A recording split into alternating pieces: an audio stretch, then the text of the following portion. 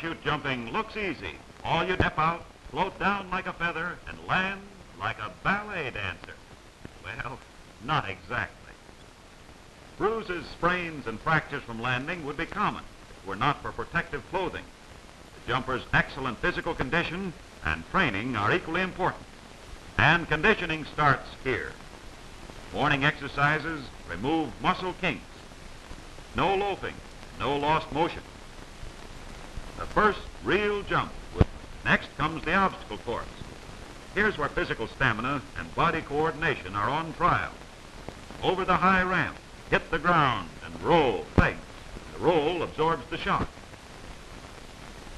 This climb conditions the arms and shoulders for maneuvering the parachute in the air. Then the forward somersault on the net and regain the feet. A good timing practice. Now another ground roll. Running the V trough strengthens the legs and ankles for landing on rough ground. Halfway around, and no time for second wind. The run is completed in one sweep. The overhead ladder provides more exercise for shoulders and arms. Not as easy as it appears. Now the alternate holds. Approach the obstacle at full speed and retain your balance, a conditioning for rough landings. Crawl through these pipes and put unused muscles to work in tight quarters. The last obstacle on the run, over the low ramp, and another ground roll. Who said parachute jumping was easy? That is not all, says the instructor. Before regaining the equilibrium, the torture rack is introduced, a most ingenious device to say the least. With toes snug against the plank, wrap the two straps around the calf of the legs, like this. Each man makes sure that his straps are secure. It is important, as you will see. Bend backwards until the head touches the ground. Easy going down, but not so easy coming up. There will be kinks in the spinal column, unwilling muscles, especially in the legs and stomach. The exercise will reduce any overstuffed waistline. An hour's work each day on the obstacle course, and the torture rack is plenty. The aim is to constantly push, but never strain the endurance. With hands on risers, the jumper comes in for a landing. The instant his feet touch the ground, he makes a half-body turn, does a complete backward roll. This is important, so let's repeat. To get the last bit of lift from the canopy, always hang on to the risers. The knees bend in a half-body turn for the backward roll in one smooth motion. Many practice sessions are necessary before the jumper does this roll automatically and without effort. It calls for perfect timing and body coordination. In boxing, such a maneuver would be called rolling with a punch to absorb the blow. Smooth backward ground roll, shown, reduces the landing shock on the feet and ankles and distributes it more evenly over the body. This roll, however, is not always possible, especially on rough ground where brush and other obstacles cannot be avoided. But regardless of landing conditions, the jumper must not attempt a stand-up landing. Any kind of roll is better than that and will pay big dividends in preventing injuries.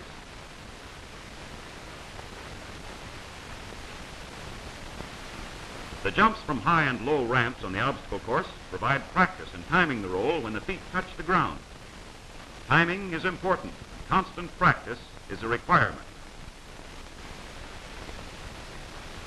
When properly accomplished, the backward ground roll is a product of the perfect timing and body coordination essential in all landings.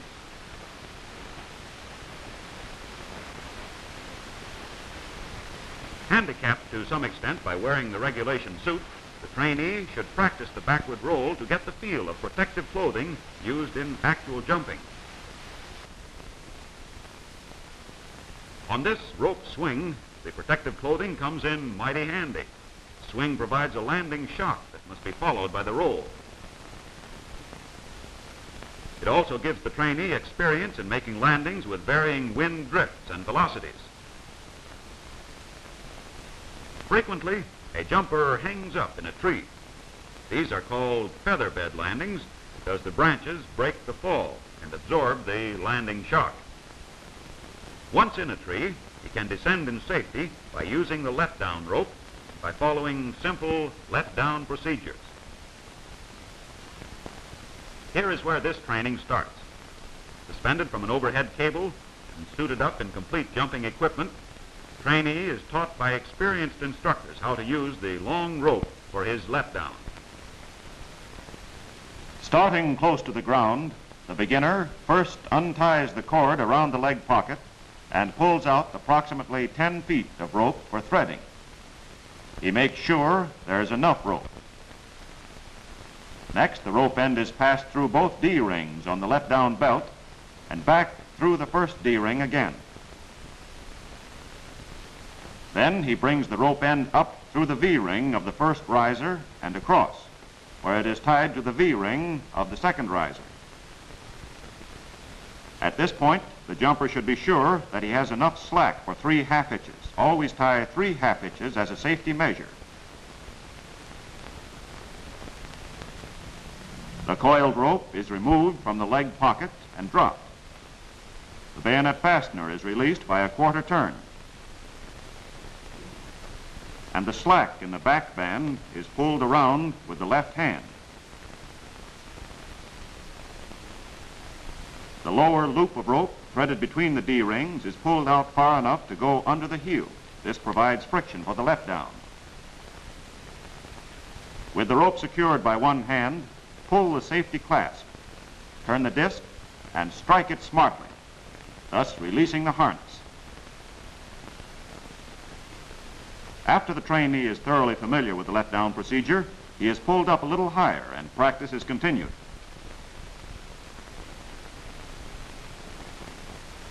Remember to pull out about 10 feet of rope from the coil in the leg pocket. Insert the rope end through the first D-ring of the let-down belt, then across and through the second D-ring. Now back across through the first one again. Pull out enough slack for the risers. Through the first riser V-ring, across and through the second ring.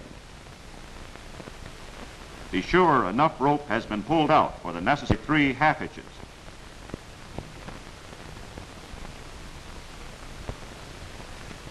After the tie is made, at least a foot of spare rope should be left over. Take up the surplus rope and remove the coil from the leg pocket.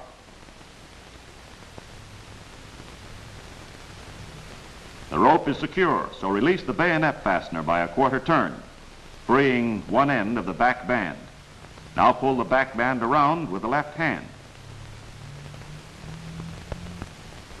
Always put on gloves to avoid rope burns.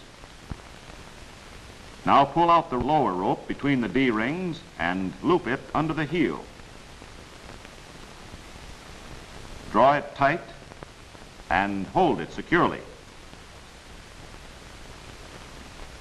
Pull the safety clasp. Turn the disc and strike it to release the harness.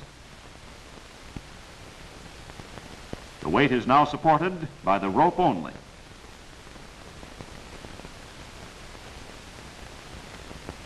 The last stage of the let-down training takes place at a much greater height.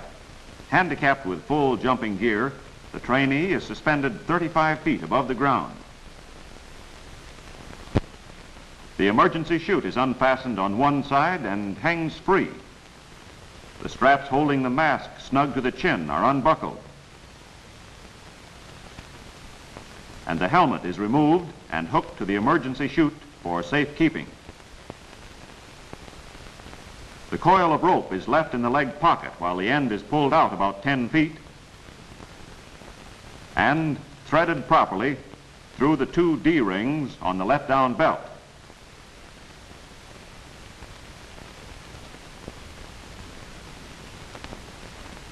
Slack is pulled out for the risers.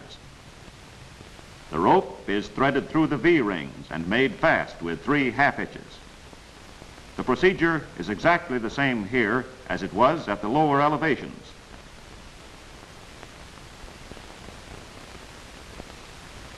Now, remove the coiled rope and drop it. Release the bayonet fastener by the quarter turn and pull out the back band.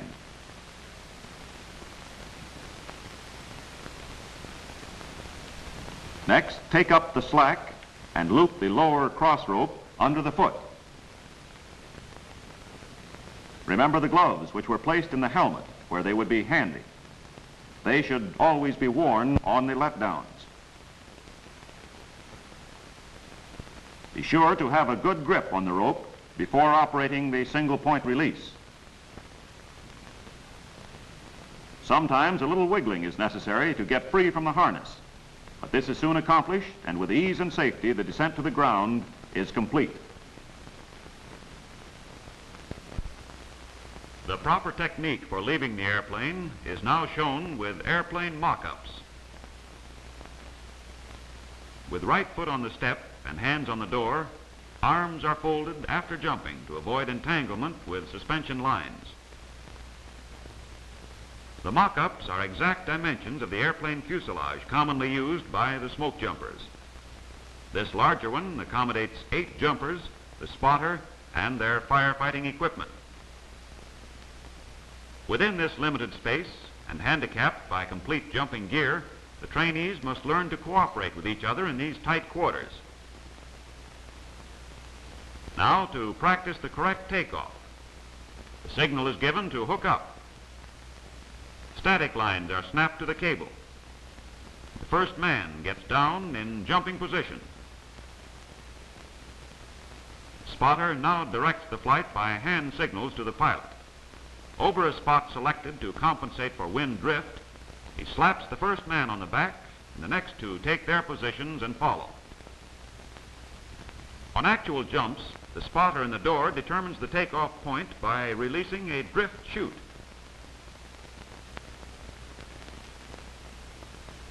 This chute, by its course of descent, indicates the direction and velocity of wind. After the point of takeoff has been determined, the spotter signals the pilot on the final approach. Cut the motors, slap the first jumper, and out they go. This procedure is practiced until it becomes second nature. Hook up. First man in position. Signal the pilot. Cut motors and jump.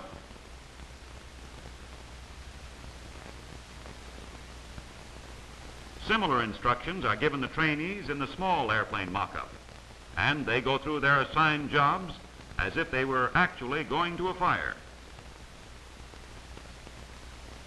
From this tower, the trainee experiences his first jump into space as a smoke jumper.